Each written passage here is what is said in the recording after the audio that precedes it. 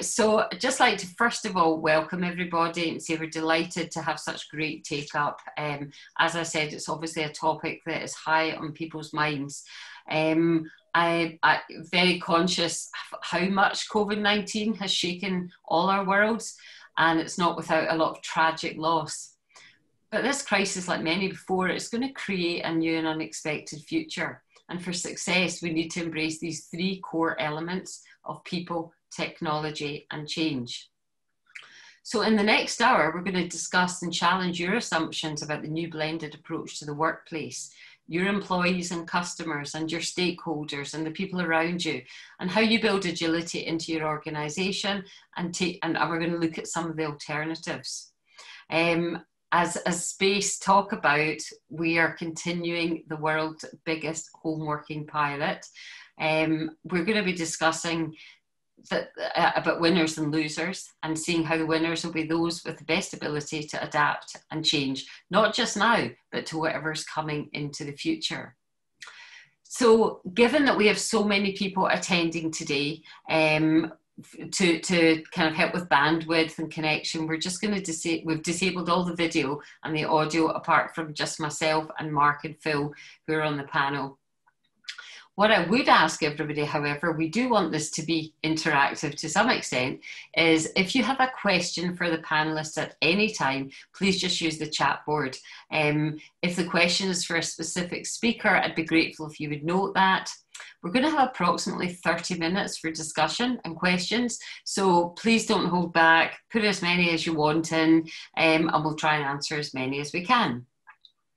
So first of all, who am I? I'm Laura Gordon. I am a chair with Vistage International. I work with CEOs to make them be the best leaders they can be, to help them be the best leaders they can be. Great leadership is essentially forged one decision at a time, and never has it been more important to have informed, compassionate, and decisive leadership. They say the quality of a true leader is revealed at times of crisis.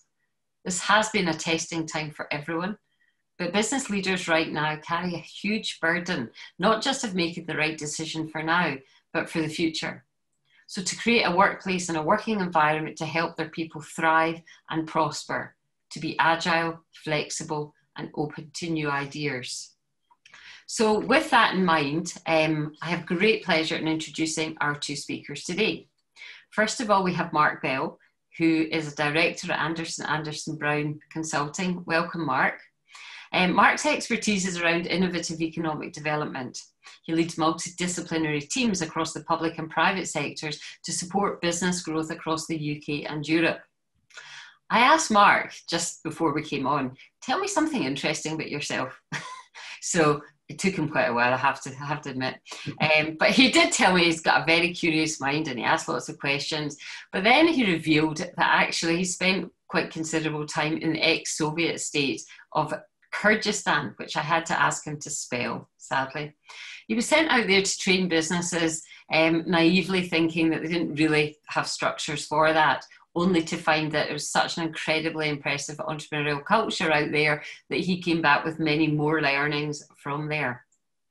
And it's with that in mind and with his international approach and with Phil's that I think we're going to give you a very colourful presentation and discussion today.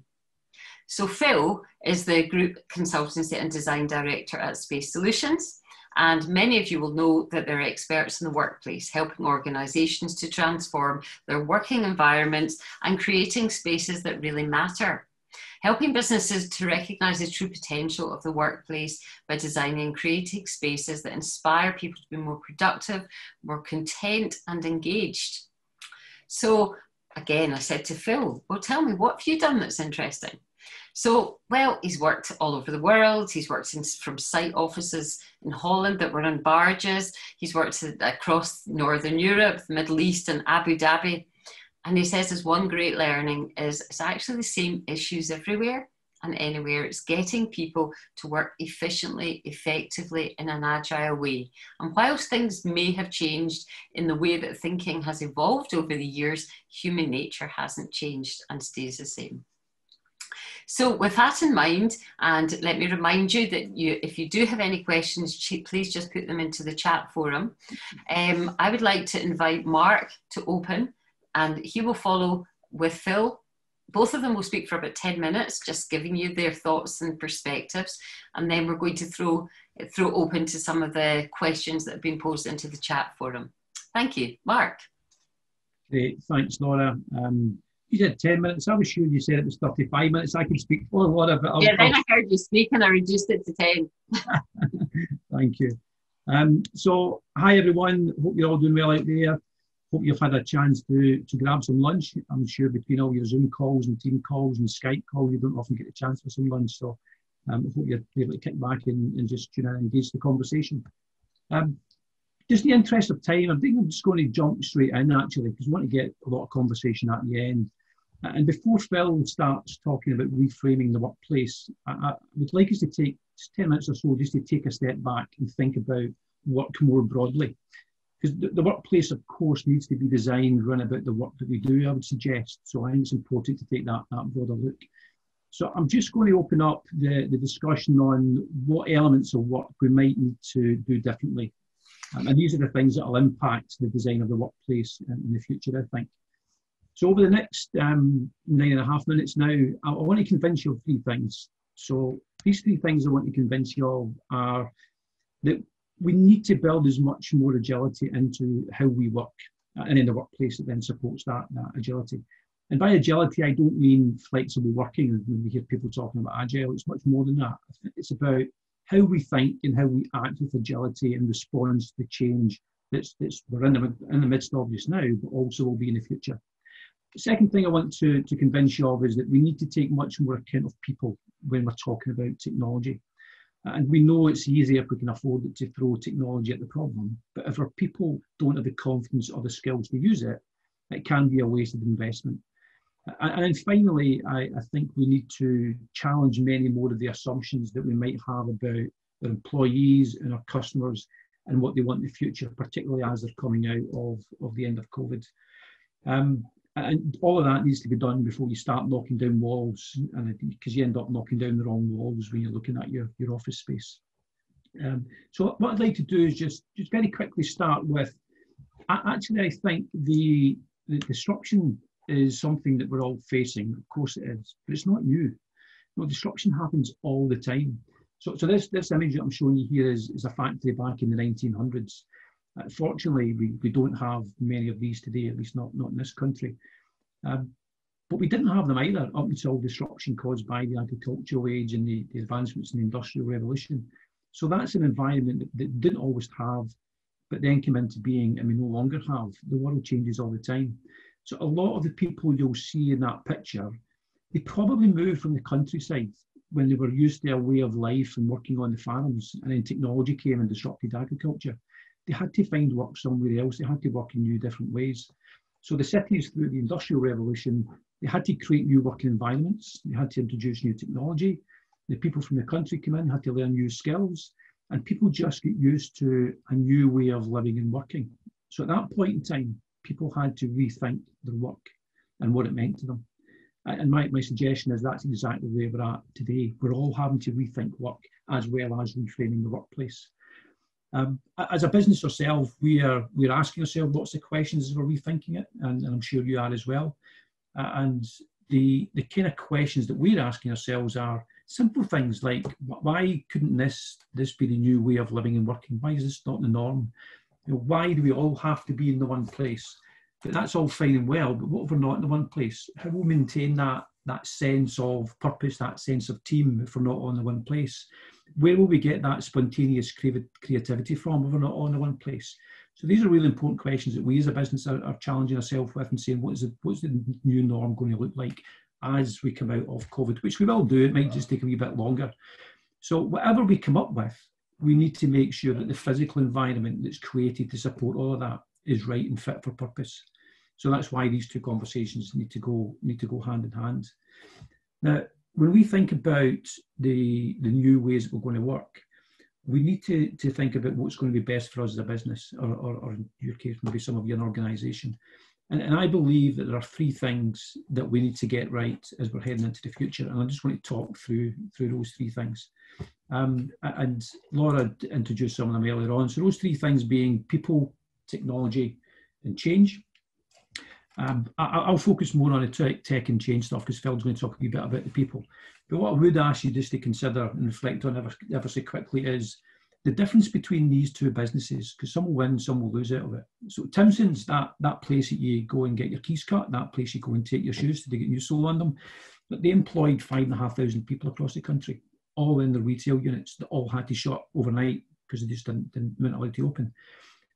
They kept all their staff on, paid them in full pay. They thought about their people in a certain way. Now compare that to the, I want to mention the infamous hotel up in Aviemore at the outset of COVID, where almost overnight they sacked a lot of staff and asked them to leave the hotel with nowhere else to go. So which of those businesses are more likely to win or lose post-COVID? It's a fairly obvious answer, I guess, but it's the ones that think more about their people and what their people's needs and desires actually are. So I think just want to hold on to that as we go through this conversation. So let me turn to technology. I don't think many of us will question the leaps that we've made with technology in the last 6 months. It's unquestionable. McKinsey, and I'm not going to argue with McKinsey, they've reported that we've made a leap of about 5 years in our adoption of tech, and that's both from a consumer perspective and also from a business perspective. So we have made advances, and I want to illustrate with an example that a kind of before and after picture for the same type of organisation. So before COVID, in the health service, in some areas, particularly in rural communities probably, and certainly where I've seen it, they've been trying for years to introduce video consultations with patients. And they had lots of resistance, both from medics, but also from patients. And then COVID comes along and says that, okay, you still need to go and you still need to see your doctor, but actually people are reluctant to travel or weren't allowed to travel. So almost overnight, and it was overnight in some cases I'm aware of, where they'd introduced video consultations. And immediately the doctors and patients started to see this could work perfectly fine and it's actually quite efficient. And actually, more importantly, it allows doctors to spend more time with their patients than they might otherwise have been able to do. So really, really powerful change that just happened overnight when people started to think about technology in a different way. So question to you is, have you had previous reservations about technology? And are you challenging those previous reservations now that you've experienced COVID? Are you keeping an eye out for the changing behaviours in your customers? Because if those video consultations stay around and become the norm, patients will be able to choose their care from different places. And if they're choosing care from different places, what do the local practices then do when their previous, dare I call them customers, go somewhere else? So what are we observing and continue to observe about the behaviours in our customers? And finally, I'll move to change, which we spend a lot of time in dealing with changing clients because we're all about disruption as a business. It's easy to demand change, but we know, and I'm sure you know, it's not easy to do. So I'll share one of my favourite stories during COVID times about that ability to change. And it's that story of the design and production company who made the backdrops, if you like, for theatres and gigs and what have you. That disappeared overnight as they were affected like many other creative industries companies. So they had a choice. They either had to change or they had to die, and they knew that was just how they lived as a business anyway. So they knew and understood the underlying skills and tools that they had. So they had design skills, they had carpentry skills, they had all the machines like CNC machines to do all the cutting. And then they had the maturity of thought to look for opportunities to exploit their core skills, but also they had the way of working about taking their teams with them into this new environment they're moving into. So at the same time, they recognised that there was a need for more home working, there was a need for more office furniture, so office desks and chairs. They had all the core skills to make these things, so that's what they started to do. They at the risk when COVID came along and shutdown happened, they at the risk of losing 25 employees, well-valued employees. Not only did they still have them, they actually have 52 now just to keep up with orders. So that ability and need more so to change when the circumstances change and have the infrastructure to change, have the working environment to change was critical to the survival of that business. So in the context of change for yourself, how easy was it for you to change when COVID hit? Only you will know that. Did your people understand your decision making? Were they skilled and equipped to do what you were asking them to do? Did they have a clear path ahead? Did you keep on communicating with them? Because that's all really core parts of the change when you're facing into any disruption. And that will have an impact on the change of the working environment as well. So change is here. Change is always going to be around, and you better get good at it, I would suggest. So when it gets good at all of those things, if you want to make sure that you're getting the best out of all of those, the people, the tech, the change, is who best to ask, who best to ask about changing this, my good friend, the chameleon in here. They know the best way of survival is being the best at adapting to a changing environment. That's how they've survived over time. So if you want to get your approach to people, tech and change right, what is it that we need to be doing and building into our new ways of working, and then make sure it's supported by the physical space that we support in. So these are the things that I want to consider that are the key things. I'm sure there'll be many more, but these are the key things. So agility. A couple of questions to ask yourself, ones that we ask ourselves, and there's many more when it comes to agility, but how quickly and easily can you reorganize your resources to respond to the changes that have come, but will come in the future and have come in the past? So that emerging need to come out, how well are you equipped to respond to that change? How well do you communicate with employees, your customers, your suppliers, and many more questions like that. It just gives a sense of how flexible you are and how quick you can respond to the change.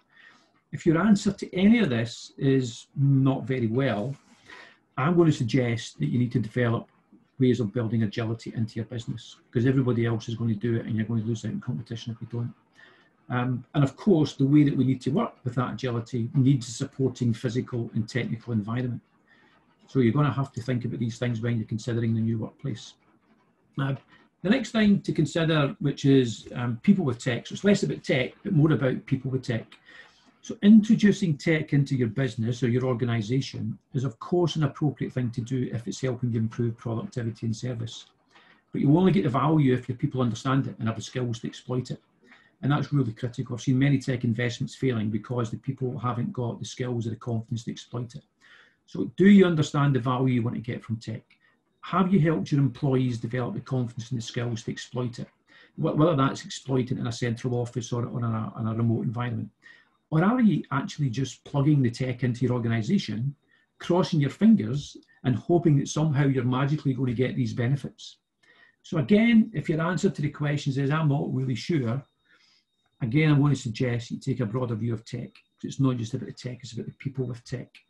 And where and how people use tech will influence your physical environment as well. So it has to be taken into consideration.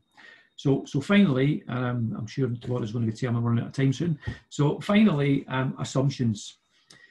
Please challenge any assumptions you have about what your customers or your employees need or want. If anything's happened in this past 6 months, people have been taking a lot of time for personal reflection. And through necessity, there's been a lot of business relationships developed.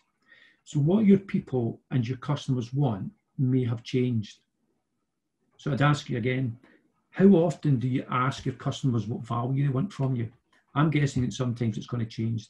Do they want to still, how do they want to engage with you? Do they still need to come into the office? If they don't need to come into the office because they found new ways of engaging with you, what are you going to do in that space? What assumptions are you making about your employees' desire to work from home? I see lots of surveys where people say this is great, and I see lots that say no, it's not great. So there's a lot of debate in there. Don't make assumptions about what you think your employees want. And actually to a much more specific area where, why do people want to work in the first place? So if the reason that they want to work is because they want to come out and get some social contact, and you're going to take that away from them if you're going to have everybody working remotely, you might actually lose good employees. So again, if the answers to these questions that I think I know the answer, but I'm not 100% sure, please check your assumptions and build checking your assumptions into your everyday work, because it should always be what you do as a business and organization. So rapid run through, there we have it. We've no idea what the future will be like. I wish I did. But what I do know is we need to build the capability and infrastructure to constantly respond to the ongoing disruption, because it's not going to stop. So build agility into your business, keep people at the heart of what you do, and constantly challenge your assumptions. So that was a quick run through of how we're rethinking work, because I think rethinking work and reframing the workplace has to go hand in hand, and one can't be done without the other. So on that, Phil, I'm sure you're going to amaze everybody with your thoughts on reframing the work. So I'm going to use the power of technology and transfer over the ownership of this thing to you. So give up remote control. And you should be able to question it now, Phil. Yeah. Thanks for setting me up there, Mark. No worries. Right, so I have control. Okay, so yeah, thanks again, Mark, for your presentation, and good afternoon, everyone. So we're going to look at how our experience of the last 6 months and the ongoing pandemic could shape your workplace and impact your people in the future. Space carried out a survey of our clients within the first month of the lockdown. We produced a report called Perspectives on Working from Home and published this at the end of April. Looking back, we were anticipating at the time that we would be able to reopen our offices within a matter of weeks, and we were wrong about that. I don't think anyone envisaged that non-essential offices would still be closed 6 months and 1 day down the line from lockdown. And the recent government advice is that this should continue for the foreseeable future. But within that survey, 40% of organisations that responded had a formal written flexible working policy in place pre-lockdown, and 28% noted that a minority of their staff regularly work from home 1 to 2 days per week.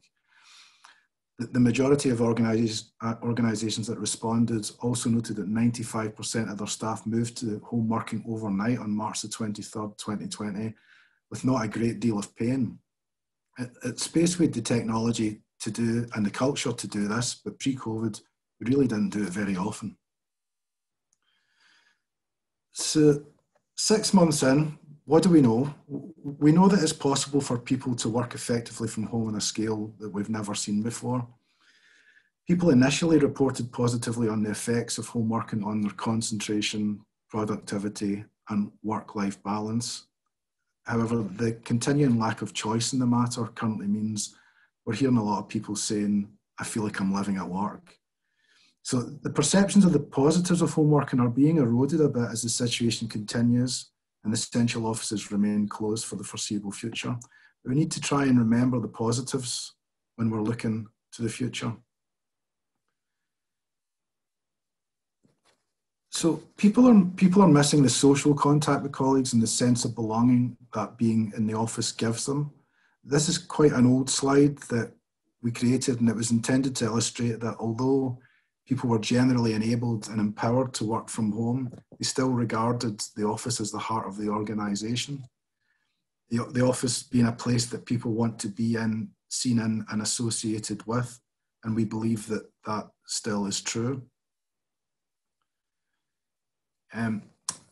Thinking about our own workplaces, what do we want from them? The pre-COVID considerations are still relevant. We want our offices to, just on the screen there, stimulate innovation, increase efficiency. We want to attract and retain staff. We want to enable knowledge sharing. We want to build connections and build community. Now, COVID mitigation is a key consideration within offices as they are now. Offices that are able to support circa 25 to 30% of their pre-COVID capacity due to guidelines on physical distancing. So booking systems, hand sanitisers, enhanced cleaning regimes have become commonplace, but we all hope that that's a temporary situation. We need to think about the lessons that we've learned and what they mean for the workplace in the future, which is hopefully a post-vaccine workplace. Most people that we speak to agree that the future is a greater blend of home and office working. For some occupiers, lease events will prompt the need to think about what that means for their future office design now. Now, we study a lot of workplace research, and recently we attended our first virtual workplace research conference. COVID has changed how these events are delivered and has placed a different slant on how we see the workplace. There's a groundswell of opinion that the office will become increasingly team-focused, an increasingly team-focused environment, getting the right people at the right time in the right place. I like this idea of the university library being a model for the design of the office, an entirely shared facility providing a variety of work settings that support individual and group needs. So you have individuals that meet socially in an open zone, move to group session area for presentations in a bookable space, and then to a quiet zone for concentrated work. The cafe afterwards is a key issue. We've long looked at working flexibly as giving us a better work-life balance. However, working from home, it can be difficult to have a defined start and end to the working day. We're hearing a lot of people talking about burnout due to extended working days.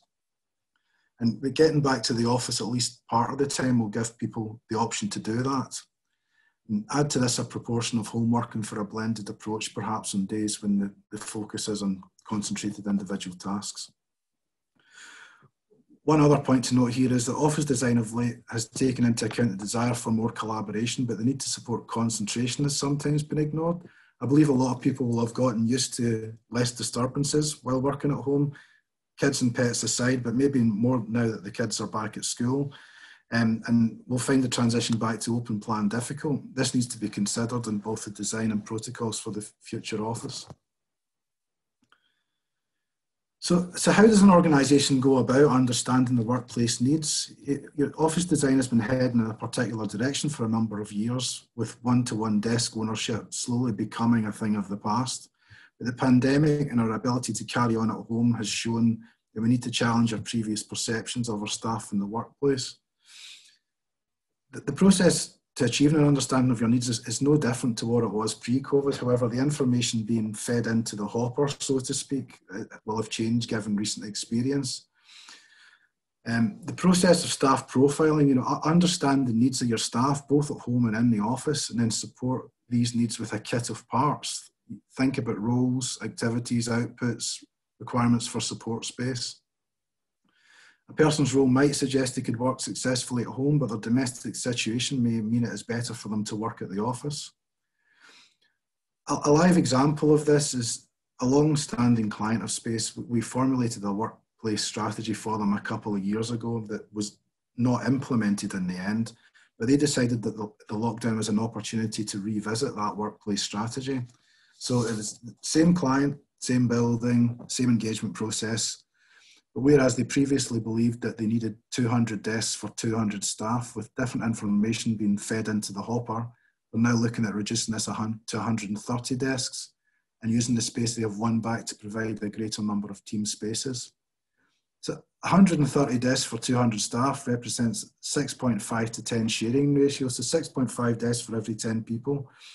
When working with organisations with full desk ownership, our experience tells us that we could get to 7 to 10 or 8 to 10, usually with modern ways of working. Pre-COVID, this client didn't believe this was possible.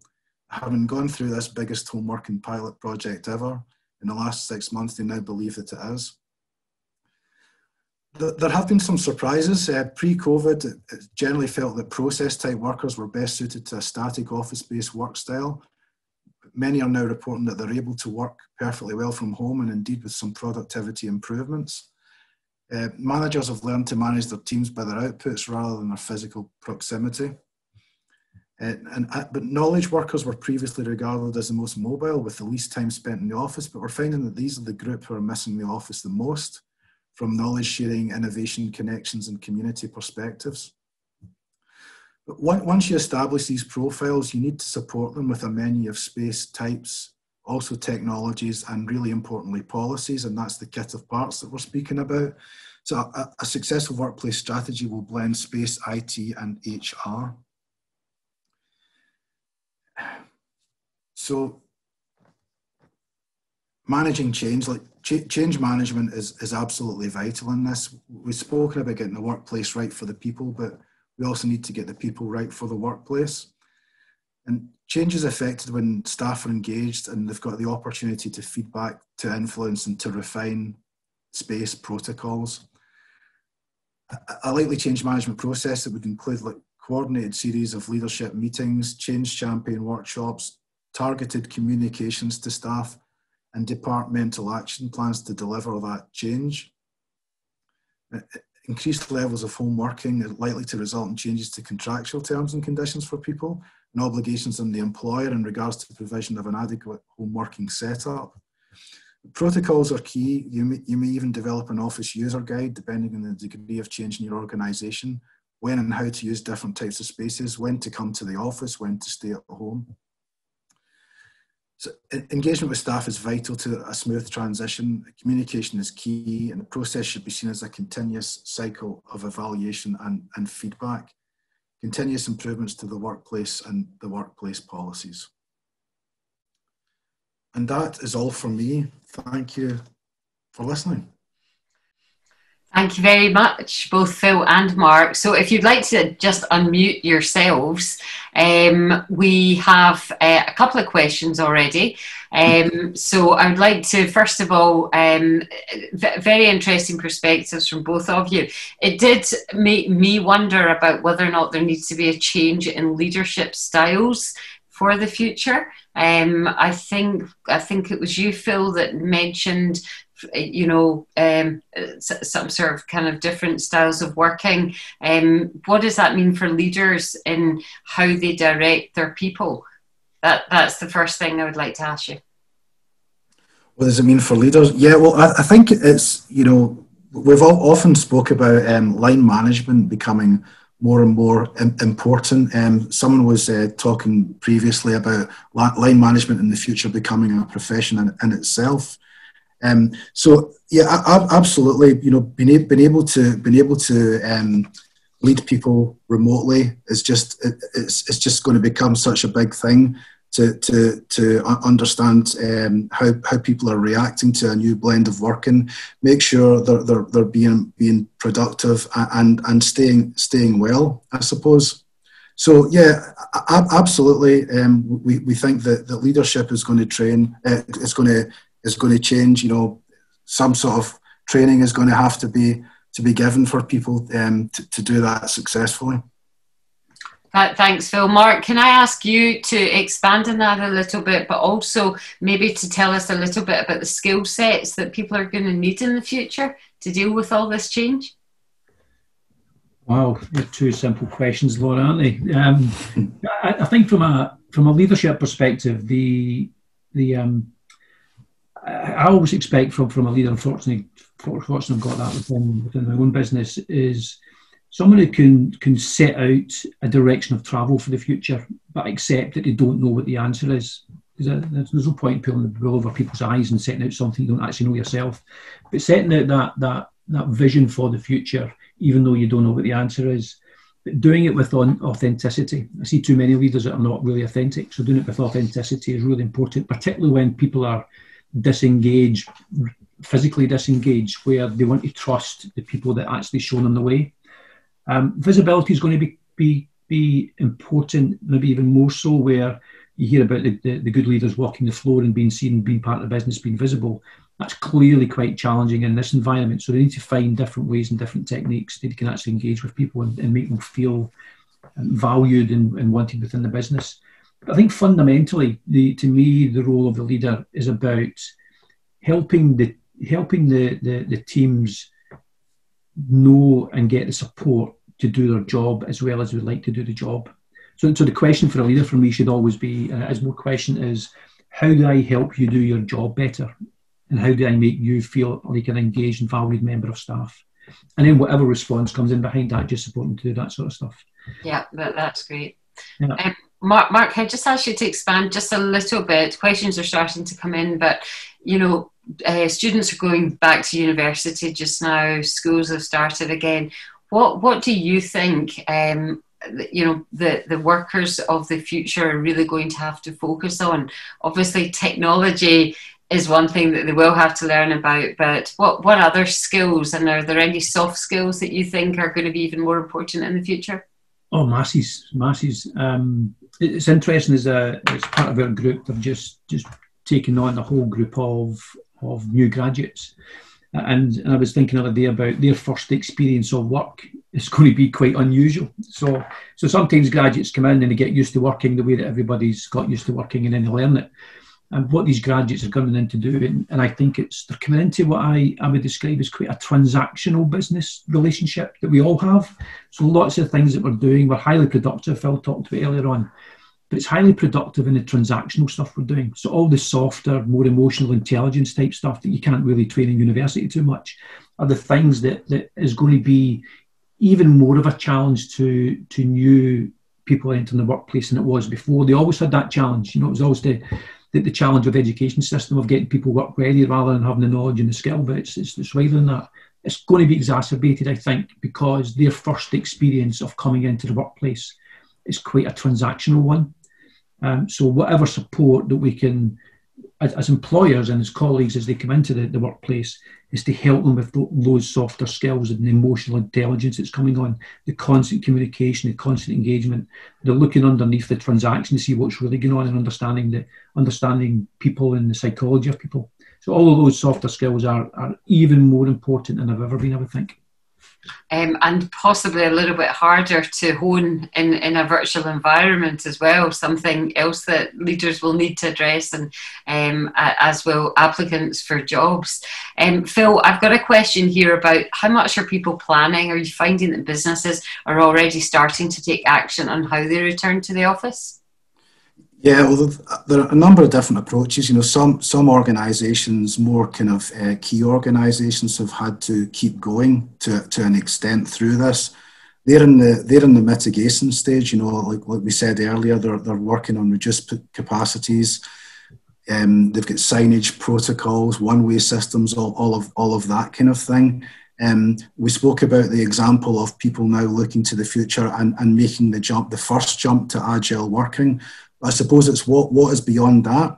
I think what we're seeing at the moment is that organisations are putting off difficult decisions like that as long as they can, but that's where lease breaks are going to prompt people to really think about what the workplace gives them in the future.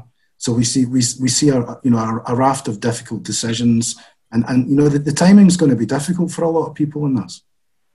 Yeah, absolutely. And what about the investment in equipment such as desks and printers, etc., to support staff working from home now and in the future? That's another question that's just come in.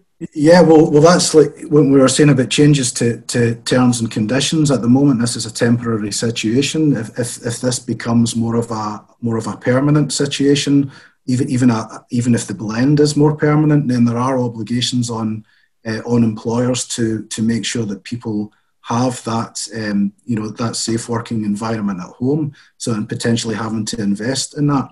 But I think with agile working, it's about trying not to duplicate things in different locations. You know, you carry the equipment with you. There may be a desk in an office, but you won't own it. You know, so trying to work in as many different places, but not having that waste and that duplication. Look, Laurie, maybe just add to the point that Phil was making there, and particularly in the return to work, which I think is one of those real interesting challenges that I didn't really appreciate until very recently, which is we often talk about people coming back to work as if everybody's been off and everybody's come back at the same time. And of course, we know that's not the case. We know in businesses, and I've seen this in businesses where that half the workforce have been in furlough and the other half haven't been in furlough. So when you try and bring these two sets of groups back together again, half of them are either knackered of slaving away for the past 4 or 5, 6 months, and the other half have been a bit more relaxed and reflective on things. And when you try and bring those two groups of people back together again, it's really quite challenging when you get the energetic bouncing back into the office saying it's great to be back and everybody else is completely knackered, and having to manage that re-engagement between different groups of people in the same organisation. So that not everybody's in the same boat. So as leaders in the business, we need to recognise that, and we need to help educate folks who are already in the business or people who are coming back into the business about how other people might be feeling, so that we're empathetic to each other.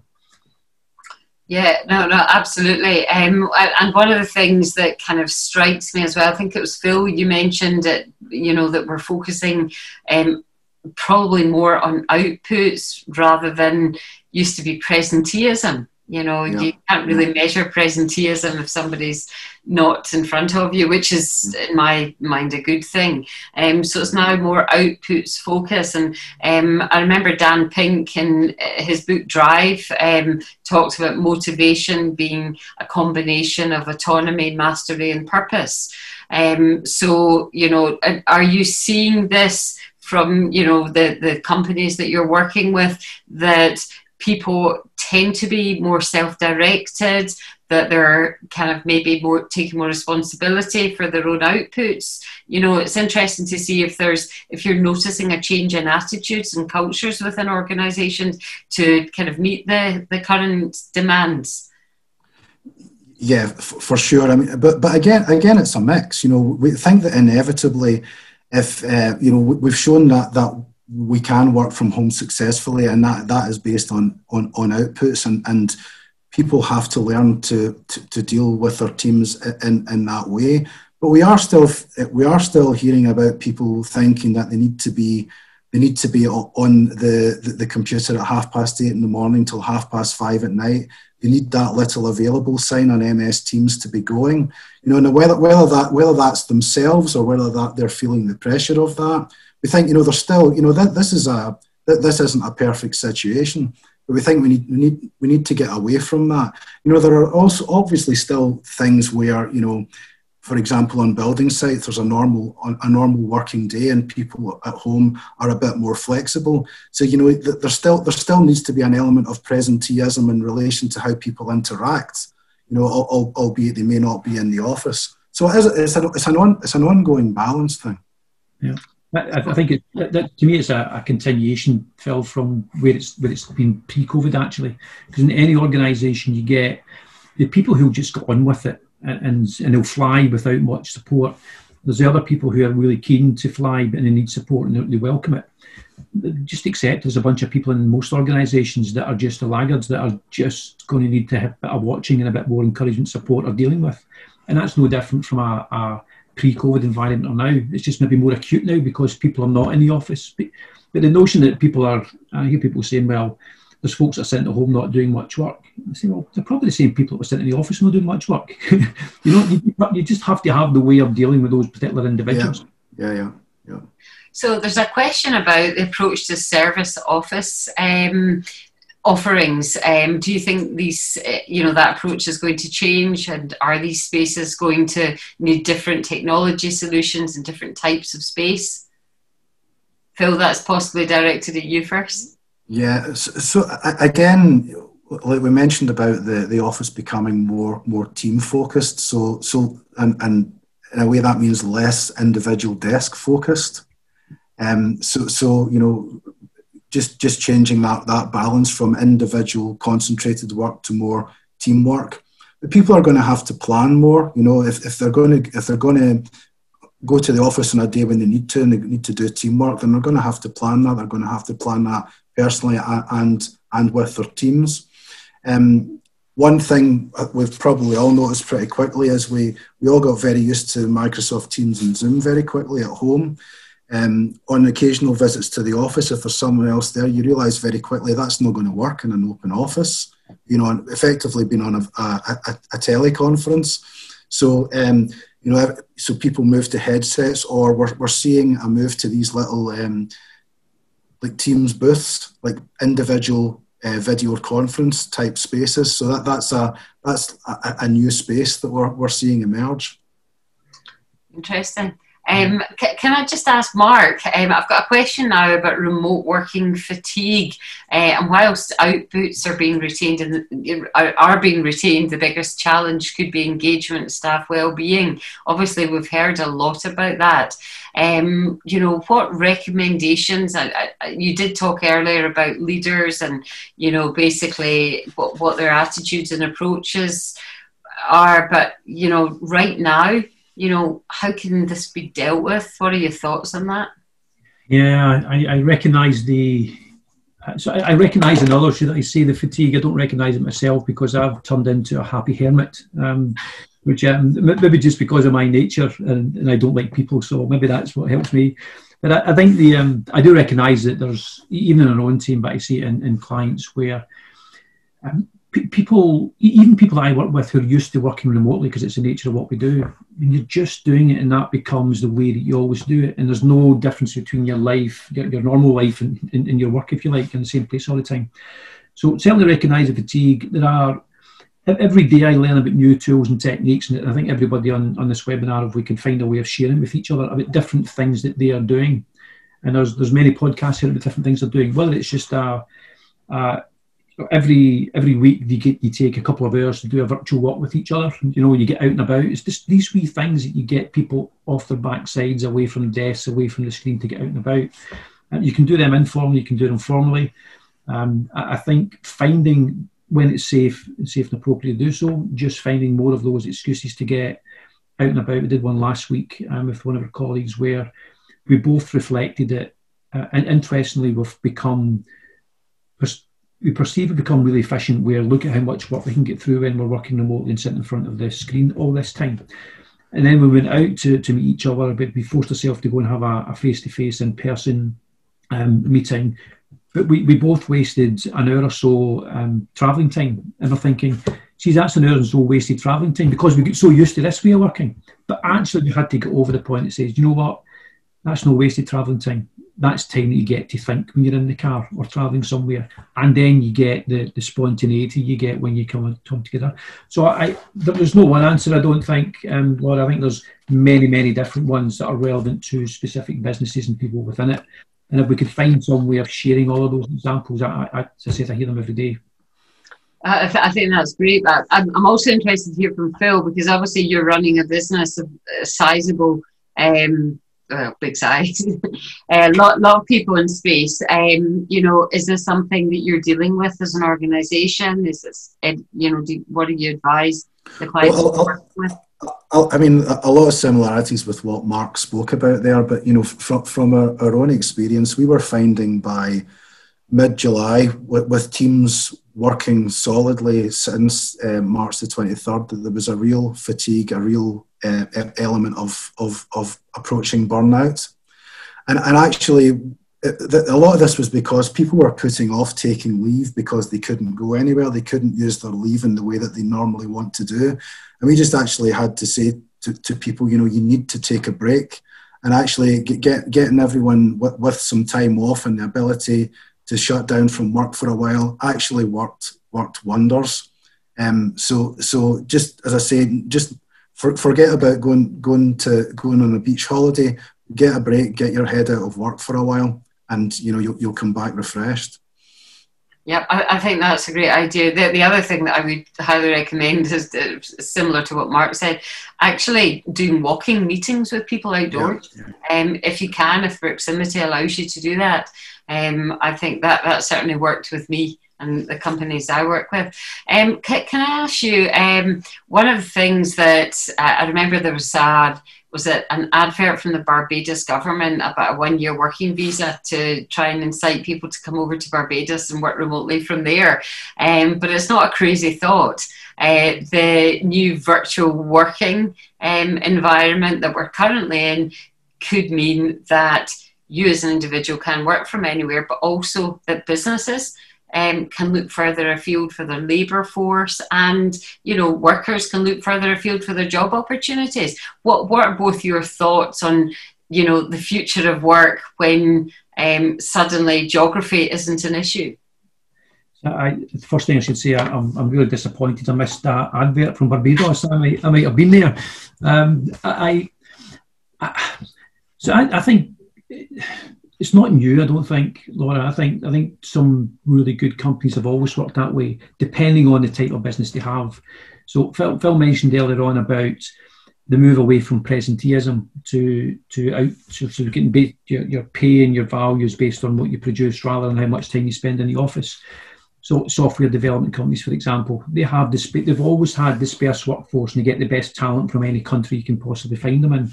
And it has many, many different benefits, not just the skills you have, but the working practices you can do over time zones, etc.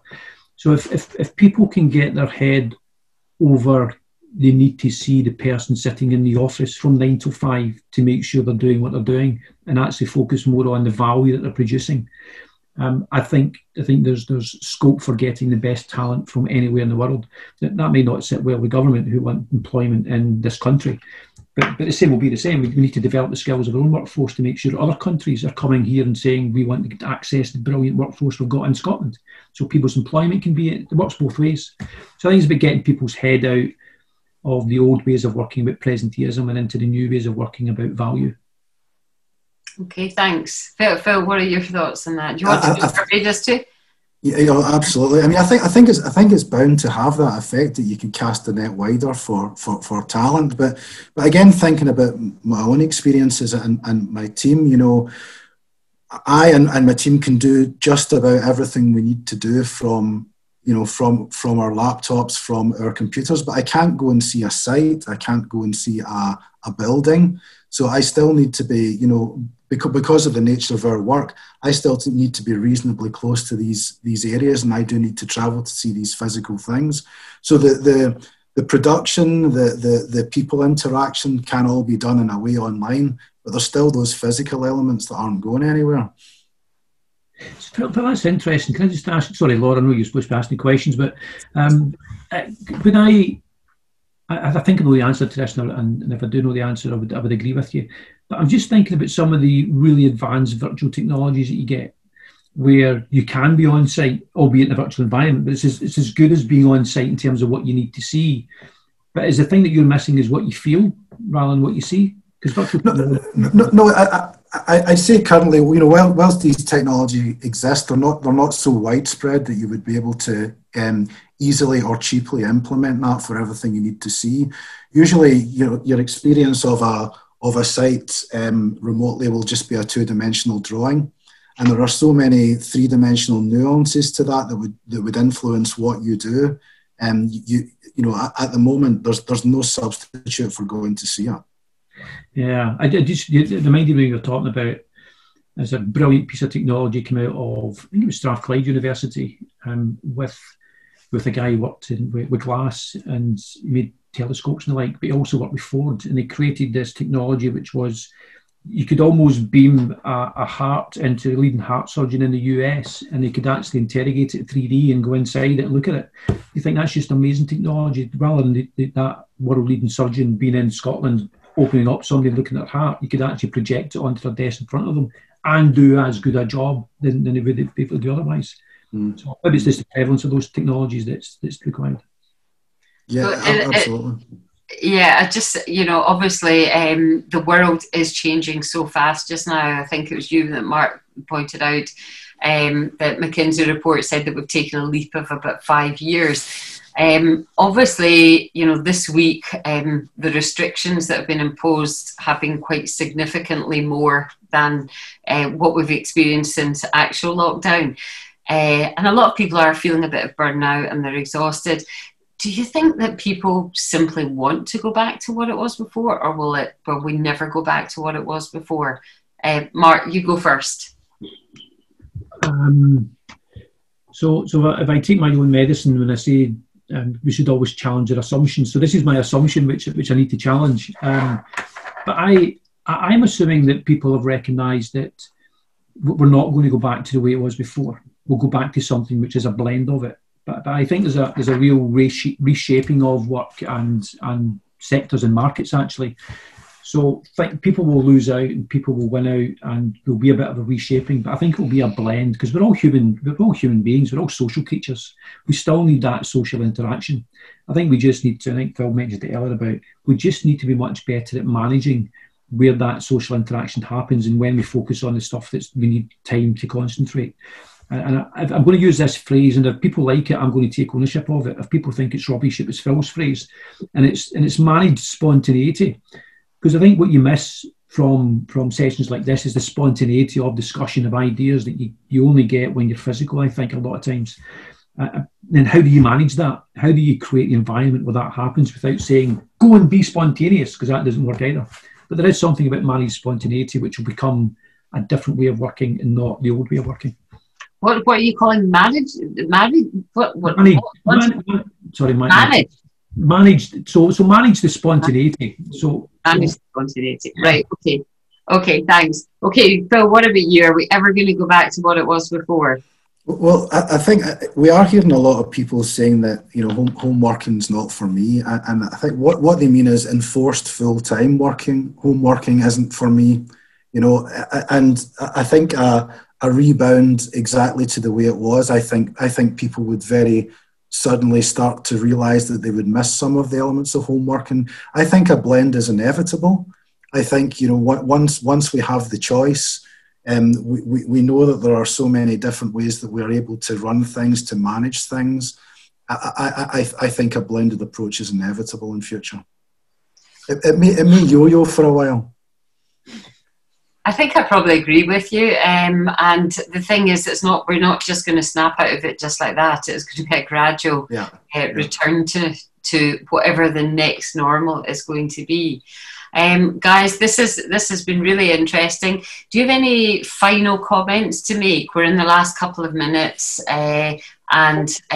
just is there any kind of wrap-up comments you would like to make? Phil, do you want to go first? But just as I say, nothing like being put in the spot, is there? No, but as I say, I think the key for me is, you know, that there is a lot of fatigue, but please remember the positives from home working, and you know, we need to build these into our thinking of the future. This isn't going to last forever. Fingers crossed. So yeah, just hang on in there. That's great. What about you, Mark? I think I'll pick up on one of the themes that was through my 10 minutes, which is this is just the latest disruption that we're facing. There's going to be another one. Geez, we haven't even talked about Brexit for a while. No? Who would have thought that we were glad to have another conversation that wasn't Brexit, and we never expected this, did we? But after Brexit, there'll be something else, there'll be something else, there'll be something else. There always is. So whatever you're deciding to do now is to try and build in that underlying capability that means that you've got the way of working that observes what's coming down the track, has the ability to respond and change to what's coming down the track. So we need to build the skills of being a chameleon. Yep, I love that. I think that was great, and I always smile when I see a picture of a chameleon because they're such ugly wee things, but actually it's so representative of what we need to be undertaking right now. Guys, thank you so much for your time, your energy. Thanks for responding well to the questions. I'd like to thank also all the participants. I think most people stayed for the whole of the event, so you kept their attention. Can I just say, if you'd like to get in touch with any of the speakers directly or ask any further questions from today, please don't hesitate, and you're going to get a copy of the webinar recording by email. I hope everybody has learned something from today. Maybe it's given you a few assumptions to challenge yourself that you've been making. Certainly I have, and just want to wish you all the best. Enjoy the rest of the day, enjoy the rest of the week, and good luck for whatever is still facing us.